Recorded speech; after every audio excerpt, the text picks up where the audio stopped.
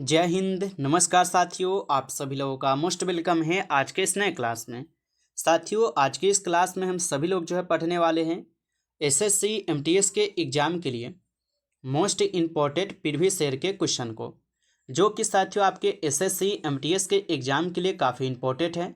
तो आप सभी लोग जो इस क्लास को बिल्कुल अच्छी तरीके से लास्ट तक देखिएगा और इस क्लास में दिए जाने वाले सभी प्रश्न को साथियों अच्छी तरीके से आप ज़रूर याद कर लीजिएगा, जिससे कि आप जो है अपने एग्जाम में सभी क्वेश्चन को आसानी तरीके से बना पाएंगे।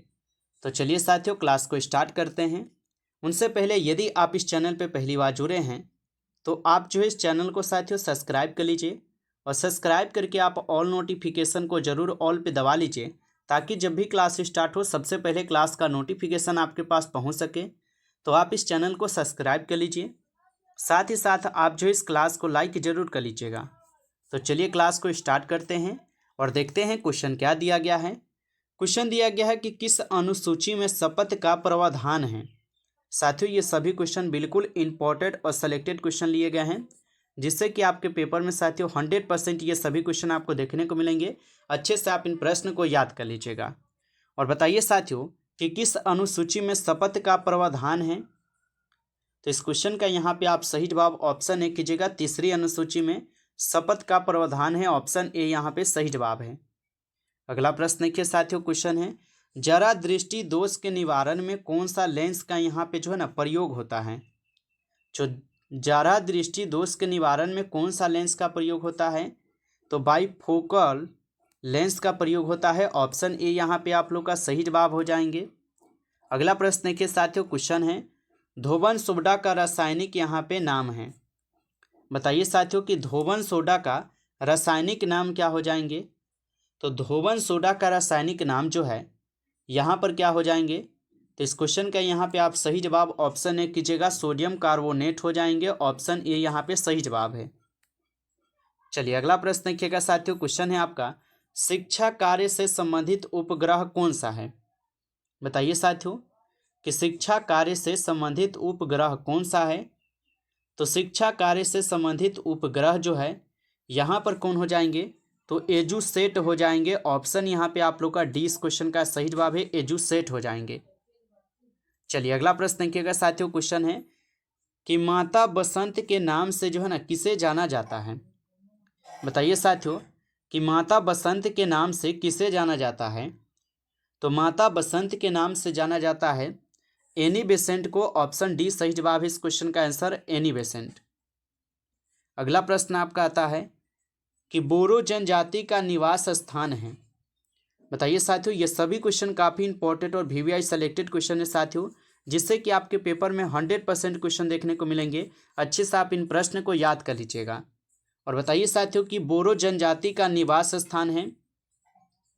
तो यहाँ पे आप इस क्वेश्चन का सही जवाब ऑप्शन डी कीजिएगा, ब्राज़ील हो जाएंगे, ऑप्शन डी यहाँ पे सही जवाब है।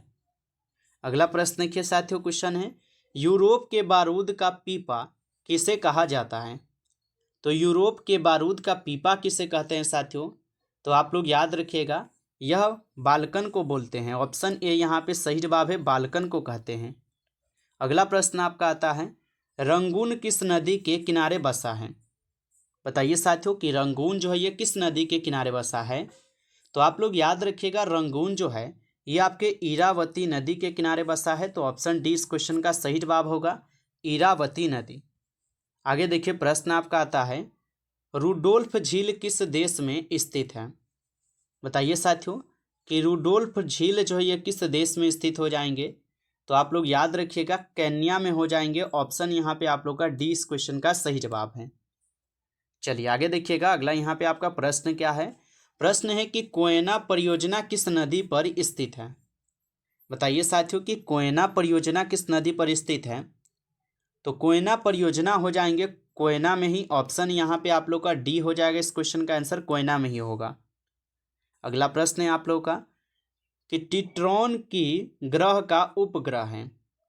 तो टिट्रॉन की ग्रह का उपग्रह आपसे पूछा है, तो आप बताएंगे वरुण हो जाएंगे, ऑप्शन ए यहाँ पे सही जवाब है, वरुण होगा। अगला प्रश्न आपका आता है कि निम्न में से कौन केवल पुरुषों की प्रतियोगिता है। बताइए कि निम्न में से कौन केवल पुरुषों की प्रतियोगिता हो जाएंगे। तो आप लोग याद रखिएगा इस क्वेश्चन का सही जवाब क्या हो जाएंगे। तो यहाँ पे आप 12th नंबर क्वेश्चन का सही जवाब डी लगा रहे हैं, तो आपका बिल्कुल परफेक्ट आंसर है, ऑप्शन डी सही जवाब है इस क्वेश्चन का। अगला प्रश्न है आपका कि डेनमार्क की संसद का क्या नाम है। बताइए डेनमार्क की संसद का क्या नाम है। तो डेनमार्क की संसद का नाम हो जाएंगे, क्या आप सभी लोग बताइए। तो डेनमार्क की संसद का नाम है फोल्केटिंग, ऑप्शन ए यहाँ पे आप लोग का सही जवाब है, फोल्केटिंग हो जाएंगे। आगे देखिए प्रश्न है आपका, मैपल लीफ किस देश का राष्ट्रीय चिन्ह है। बताइए मैपल लीफ किस देश का राष्ट्रीय चिन्ह हो जाएंगे। तो याद रखिएगा कनाडा के, ऑप्शन आपका डी सही जवाब है, कनाडा के हो जाएंगे। अगला प्रश्न आपका आता है विदेशिया किस राज्य का लोक नृत्य है। साथियों आप लाइक नहीं किए हो इस क्लास को, तो आप इस क्लास को ज़्यादा से ज़्यादा एक बार लाइक कर लीजिए। चैनल पे पहली बार यदि आप जुड़े हैं तो आप इस चैनल को सब्सक्राइब करके ऑल नोटिफिकेशन को आप जरूर ऑल पे दबा लीजिए, ताकि जब भी क्लास स्टार्ट हो सबसे पहले क्लास का नोटिफिकेशन आपके पास पहुंच सके। तो आप इस चैनल को जरूर सब्सक्राइब कर लीजिए। यदि आपको PDF चाहिए तो आप कमेंट करके हमें बता सकते हैं। और बताइए यहाँ पे क्वेश्चन पूछा है विदेशिया किस राज्य का लोक नृत्य है। तो आप लोग याद रखिएगा विदेशिया हो जाएंगे आपके झारखंड के लोक नृत्य, ऑप्शन ए सही जवाब है झारखंड। चलिए आगे देखिए प्रश्न है क्या आपका, निम्न में से कौन सा मेला गुजरात में आयोजित किया जाता है। तो निम्न में से कौन सा मेला गुजरात में आयोजित किया जाता है। तो साथियों याद रखिएगा माधोपुर मेला, ऑप्शन ए यहाँ पे आप लोग का सही जवाब होगा इस क्वेश्चन का आंसर। अगला प्रश्न देखिए क्वेश्चन क्या है, क्वेश्चन है विश्व विरासत दिवस जो है ना कब मनाया जाता है। तो विश्व विरासत दिवस कब मनाई जाती है। तो याद रखिएगा आप सभी लोग 18 अप्रैल को विश्व विरासत दिवस मनाई जाती है, तो ऑप्शन सी इस क्वेश्चन का यहाँ पे सही जवाब हो जाएंगे। चलिए अगला प्रश्न देखिए, और प्रश्न क्या दिया गया है आप लोगों का कि नेचर क्योर किस लेखक की पुस्तक है। तो नेचर क्योर जो है ये किस लेखक की पुस्तक हो जाएंगे। तो साथियों आप लोग याद रखिएगा यह आपके हो जाएंगे मोरारजी देसाई के, ऑप्शन ए यहाँ पे इस क्वेश्चन का सही जवाब है आपका मोरारजी देसाई हो जाएंगे। चलिए अगला प्रश्न देखिए, क्वेश्चन है आप लोग का यहाँ पे पटेला नामक हड्डी जो है ये किस अंग में पाई जाती है। तो पटेला नामक हड्डी किस अंग में पाई जाती है। तो यहाँ पे इस क्वेश्चन का आपका सही जवाब ऑप्शन डी हो जाएंगे घुटना में, ऑप्शन डी इस क्वेश्चन का आपका सही जवाब हो जाएंगे घुटना में। चलिए अगला प्रश्न देखिएगा साथियों, क्वेश्चन आपका आता है बारी दोआब किन दो नदियों के मध्य स्थित है। बताइए कि बारी दोआब किन दो नदियों के मध्य स्थित है। तो याद रखिएगा ब्यास और रावी नदी, ऑप्शन ए यहाँ पे आप लोग का सही जवाब हो जाएगा ब्यास और रावी नदी के किनारे स्थित है। चलिए आगे देखिए क्वेश्चन है आप लोग का, क्वेश्चन क्या दिया गया है कि पेंटागोनिया का मरुस्थल किस देश में स्थित है। बताइए पेंटागोनिया का मरुस्थल किस देश में स्थित है। तो पेंटागोनिया का जो मरुस्थल है साथियों ये अर्जेंटीना में है, जो कि ऑप्शन ए सही जवाब है अर्जेंटीना, ऑप्शन ए यहाँ पे सही जवाब है। अगला प्रश्न आता है, और प्रश्न क्या दिया गया है कि विक्र फील्डर कहाँ प्रभावित होती है। तो विक्र फील्डर जो है ये कहाँ पर प्रभावित होती है। तो यह आपके ऑस्ट्रेलिया में प्रभावित होती है, ऑप्शन ए यहाँ पे इस क्वेश्चन का सही जवाब है ऑस्ट्रेलिया में। अगला प्रश्न आता है आप लोग का कि टाका जो है ये किसका संगठन है। बताइए साथियों कि टाका जो ये किसका संगठन हो जाएंगे। तो यहाँ पे इस क्वेश्चन का आप सही जवाब ऑप्शन यहाँ पे ए कीजिएगा PB+SN हो जाएंगे, ऑप्शन ए यहाँ पे सही जवाब है। अगला प्रश्न है आपका थियोसोफिकल सोसाइटी के संस्थापक कौन थे। बताइए साथियों थियोसोफिकल सोसाइटी के संस्थापक जो है कौन हो जाएंगे। तो थियोसोफिकल सोसाइटी के संस्थापक है मैडम ब्लॉस्की, ऑप्शन यहाँ पे आप लोग का 20 क्वेश्चन का सही जवाब है मैडम ब्लॉस्की होगा। चलिए आगे देखिए क्वेश्चन है आपका यहाँ पे भगत सिंह की क्रांतिकारी गतिविधियों में उनके गुरु और मार्गदर्शक कौन थे। बताइए साथियों भगत सिंह की क्रांतिकारी गतिविधियों में उनके गुरु और मार्गदर्शक कौन थे। तो आप सभी लोग याद रखिएगा लाला लाजपत राय हो जाएंगे, ऑप्शन ए इस क्वेश्चन का सही जवाब है लाला लाजपत राय। अगला प्रश्न आता है आप लोग का रेशम बनाने की तकनीक का आविष्कार सबसे पहले किस देश में हुआ था। तो रेशम बनाने की तकनीक का जो आविष्कार है सबसे पहले किस देश में हुआ था? तो आप सभी लोग जो है याद रखिएगा, यह सबसे पहले आपके भारत में हुआ था। ऑप्शन ए सही जवाब है, यहाँ पे भारत में हुआ था। अगला प्रश्न आपका आता है, क्वेश्चन है कि भारत के केंद्रीय बैंक की स्थापना कब की गई थी? बताइए साथियों कि भारत के केंद्रीय बैंक की स्थापना कब की गई थी?